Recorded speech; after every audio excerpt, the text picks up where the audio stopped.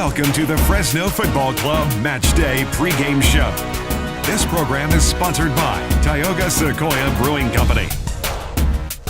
Hello and welcome to Fresno FC Match Day, the Fox's official pregame show. I'm Nick King, coming to you from Tioga Sequoia Brewing Company in downtown Fresno. Los Zorros began the year with a loss, 3-2 at home. Followed that up with a 1-1 draw at home. Then, this past Wednesday, went on the road to earn the franchise's first ever win. 1-0 against Seattle Sounders 2. The game-winning goal coming late in the second half on a Jamal Johnson header. Here's a look at some of the key moments from that W. Against Swope Park, just the 5 players. USL rules dictate you can have no more than 5 academy players in your 18 on match day. This is Cheney going through for Noah Verhoeven. Verhoeven inside now, toward his left, he shoots, and that's off the crossbar, and will stay in play and out the far touchline. Frame, everything else was done very, very, very good. He said that he hangs out with Ramon Torres and Nicolas Ladero most often when he's up training with the first team, which he did over the past week while he was injured. Ball out wide to Hines, couple options on the inside. Hines, to his right, he'll shoot, and just a dribbling effort that's easily stopped by Rainish. Eyes that Torres does. Or the hair.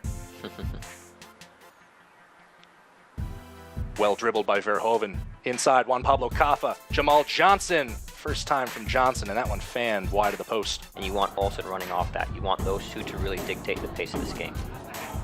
Hopi out. Sorry. Here we go. Quickly moved. Now it is Nick Hines. Hines on his left foot, straight to the hands of Rainish. And that one. Perfect. No problem. Down towards the back post. Quick distribution from Sorry. Hines doesn't hesitate at all. Great Lines first up. touch to set it up. Puts it on frame. Just maybe a different feel. And so he's just getting used to it. It's a little bit dewy tonight as well. Hard work from Shank. Wins the advantage. Takes a quick shot to Rainish.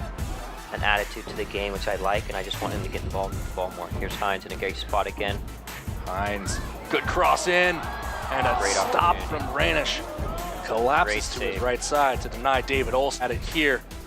He has the defender backpedaling, perfect. Looks up, plays a great ball, great first touch. Unlucky. Now it's turned over at midfield to Fresno. Played ahead for Ellis Hayden. First time cross, header toward goal, and a diving stop from Brian Meredith. Perhaps the first effort of the night that was on target. It's time when you have tired legs, you really want to be pick and choose, right? You want to be smart. You still want to get points out of the home game.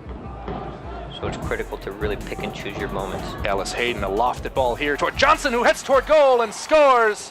It's a great goal. For me, this ball has to be closed down much, much better. As he's closing down the ball, you really want to get tight, right? Not really turn your body, sacrifice.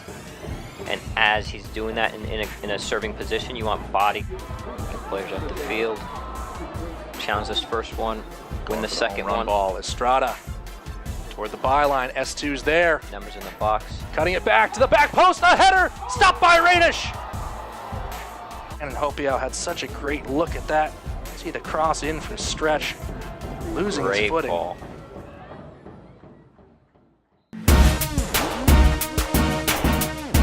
Okay, we're joined now by Fresno FC General Manager Frank Yallop and the mascot, Fuego the Fox, making his debut here on Match Day.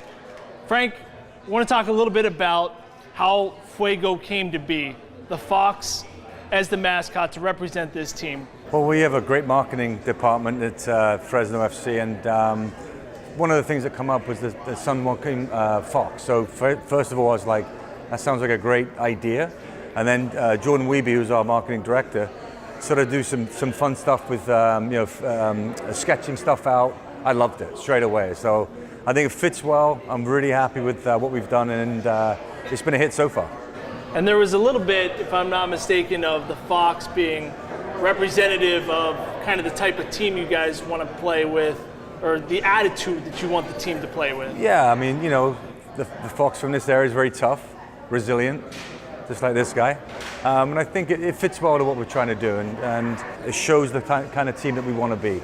Athletic, strong, brave, all those things that come into it. And when you talk about that, athletic and tough, some mascots can be a little unintimidating, maybe a little doughy looking. What went into the thought process of designing Fuego here?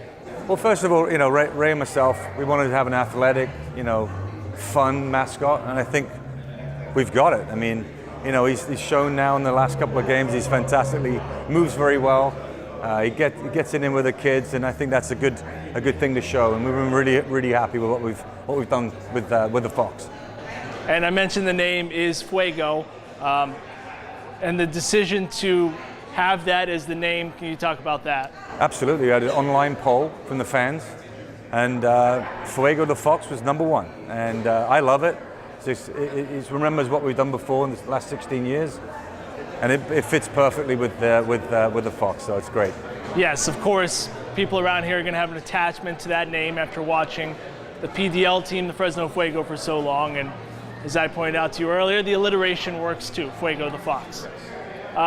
Okay, Frank, after 3 matches, what's it been like? Have you settled into kind of general manager hat, or are you still thinking about coaching moves during the game? I think it's way more nerve-wracking just watching and not having anything to do with the game. So I think the team's played very well in the 3 games we've had. I really feel that it was great to get our first win. I've been pleased with what I've seen so far. Very difficult to watch, especially the away game. You're not even there and you're watching them, shouting at the TV, and it was really good. And I'm enjoying myself for sure, and the team's doing good. Can you explain what it was like around the office Thursday or the next time that you guys all get together after that first win is in the books? Yeah, there was a real buzz in the office. We're all here to do, the job, but we all want to win. And I think once we win, we feel good about it. And I think obviously that result really gets us up the table. And I'm really looking forward to this Saturday game now. Hopefully we get another win in a row, and that'll be great.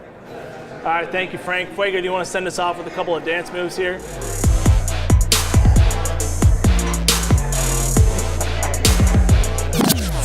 Very good. Reminder, we want to make your fandom of Fresno FC a part of this show. We're searching social media for those hashtags. Somos Zorros, Built for Fresno, and We Are Foxes. We'll be using these kinds of pictures and videos heading into each commercial break. The Fresno Football Club Match Day pregame show will be right back after these short messages. Welcome back to the Fresno Football Club Match Day pregame show. This program is sponsored by Tioga Sequoia Brewing Company. Okay, joined now by Fresno FC assistant coach Robert Earnshaw, filling in for Adam Smith today. Robert, you get to fill in coming off the first win. Can you tell me how that felt to put that 3 points on the board for the first time? Oh, listen, it was huge because I think the thing that, especially because the team's new, it's a brand new club, brand new team, the thing that you always want and the elephant in the room is trying to get that first win, and the big thing about it is once you get it, things just kind of settle down and you can look to more rhythm, and it's natural, as people, as players and coaches, we want to get, that 3 points. What stood out to you that you guys did well, maybe better than the first 2? I think the biggest thing is finding a way not to concede. Because, the first 2 games we conceded in the first two minutes. And, not always down to just preparation or anything. Sometimes it's quality of the opposition, or sometimes it's preventable. For us, we always look at it as there's something to improve, and we can adjust, we could stop it, we can put it in a different way. But I think the biggest thing is we found a way to get through and score a goal and not concede in the other net, which was very, very important. Robert, we haven't gotten a chance to meet you before, so let's talk about you. Played for a long time, almost 2 decades professionally yourself, just a second year coaching now, but taking it all the way back. You were born in Zambia? Yeah, I was born in Zambia in Africa. And then I lived there until I was 9. And then my dad actually passed away when we were in Africa. So we had family. My dad was English and my mum Zambian. So I was actually born in Zambia, and then we moved to the UK to be closer to family. And I grew up in the UK. I grew up in Wales, and not England. And everybody, you know, always say, "Oh, you're from England." No, we like to be our own country, and you know, in Wales. So I grew up in Wales, and you know, I've had a great upbringing, and you know, it's a great place. It's home, and and I started playing football there. You know, that's where, you know, the bug really got me.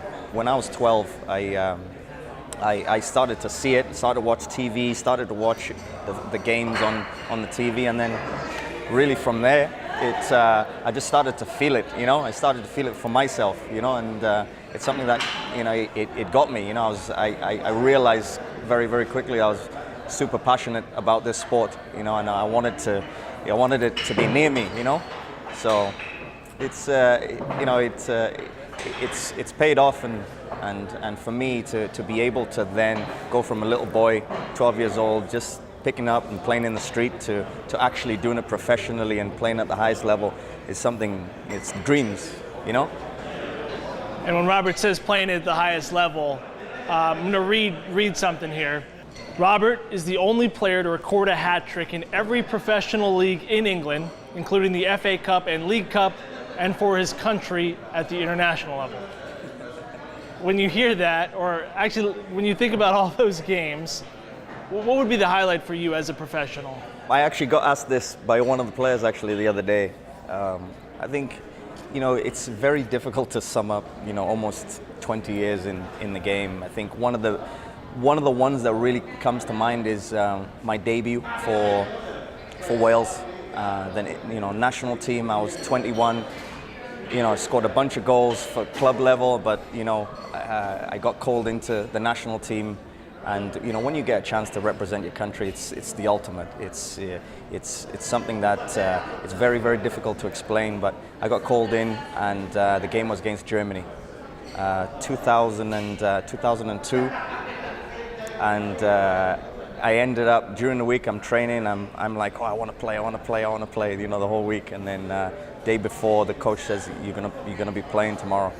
And you know, obviously my eyes light up, I'm excited. We played Germany the next day, and we beat them 1-0. And you know, I scored the winner.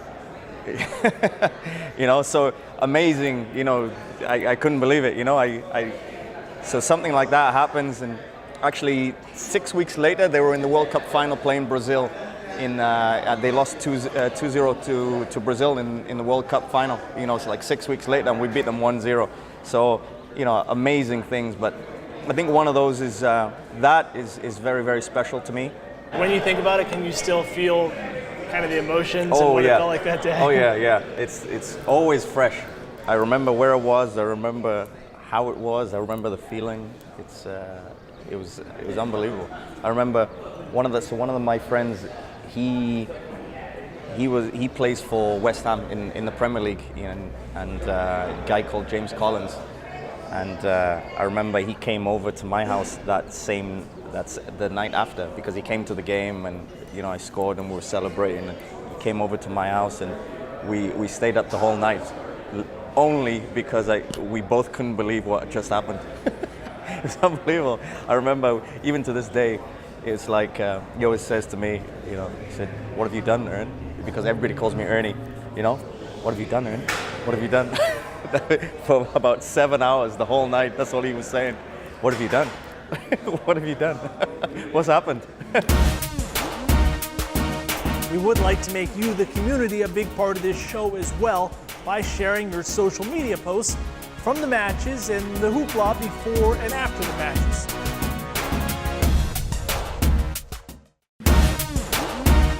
Welcome back to the Fresno Football Club Matchday pregame show. This program is sponsored by Tioga Sequoia Brewing Company.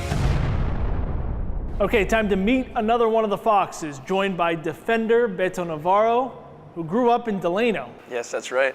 What are your earliest soccer memories in Delano? Oh man, those go as far back as 4 years old, probably 4 years old growing up. Just stuck to the TV with my uncles, my dad. They're big-time Liga MX fans, Mexican League. So I just remember the passion they had for it, and I was right there with them watching the whole thing. And as far up to maybe 10 years old is all I watched, just Mexican League soccer, played Mexican League growing up. AYSO at 4 years old. My dad at one point was our coach as well. So big family, soccer and family are big with me. So. Was there a point where you can remember either realizing that you had a talent or other people telling you? Probably around that age, around 10 years old, when my dad decided that he wanted to have an influence on my game. We went pretty far into State Cup and National Cup with that team that we had, the club team in Delano. It was called Delano Aztecs. So obviously we were playing better competition, club teams around the area, and I remember coaches would notice and ask my dad about me a little bit.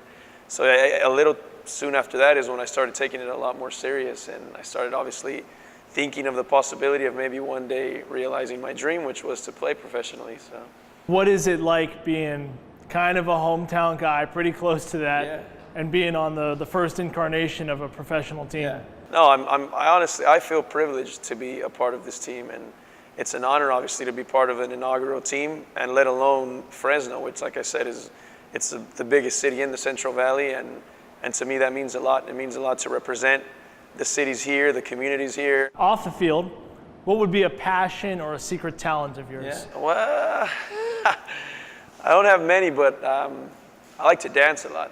I do like to dance a lot. Growing up, that was another thing that we were pretty big on, dancing as a kid, family parties. So I like to dance a lot of cumbias, bachata even. I like to dance rancheras. I mean, you name it, man. All as long as it's Latin stuff, I can get by with some hip hop and stuff. But what would be a country that you want to visit? Country that I'd like to visit. Obviously, I go to Mexico pretty often, so I can't pick that one now. I've always wanted to go to Europe.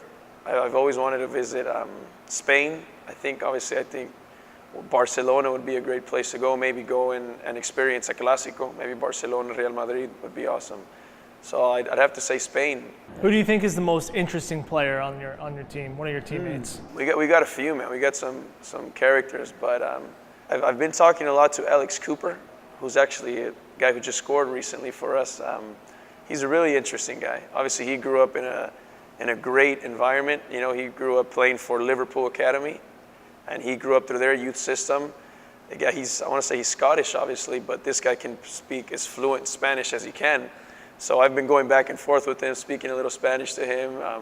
Another one I'd throw out there is obviously Milton Blanco. He's hometown hero, I like to call him. But this guy's he's an energizer bunny in the locker room, man. Everybody just feeds off his positivity, his humor. He's a great guy to have around as well. We're making a movie about you. Okay. What actor is going to play you in a movie about your life?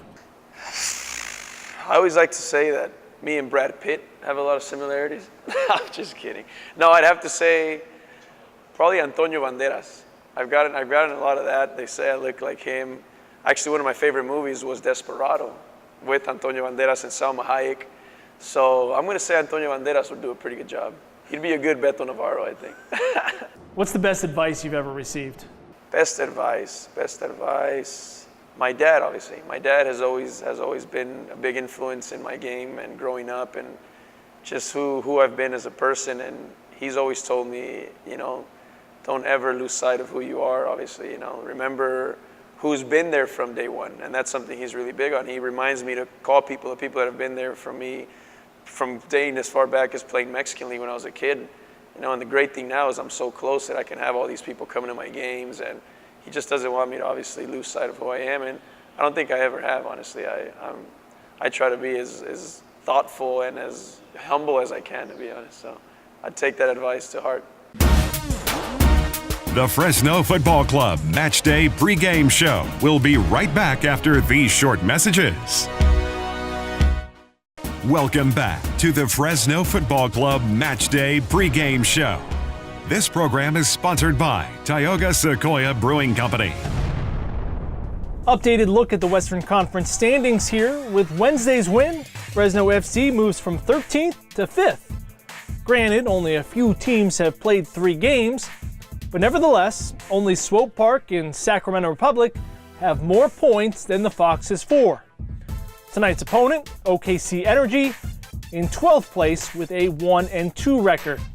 Los Zorros' upcoming schedule: tonight's game at Chukchansi Park here on CW 59, as is the next game, the following Saturday at St. Louis FC. Again, pay attention to the earlier start time for the first game not on the West Coast.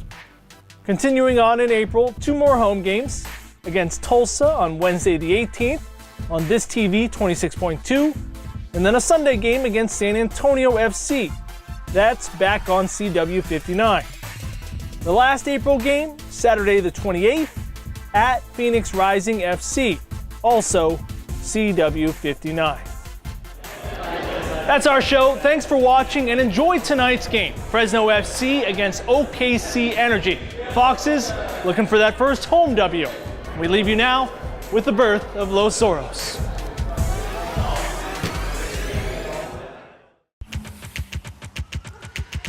Have I ever told you the legend of Los Zorros?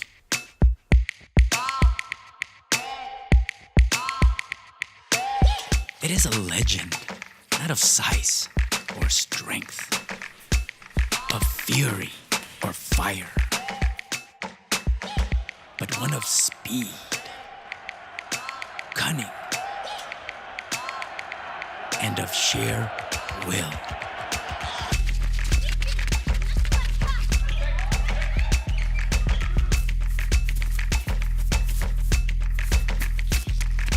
Born to thrive, fearless in battle, always quicker, always smarter, always winning.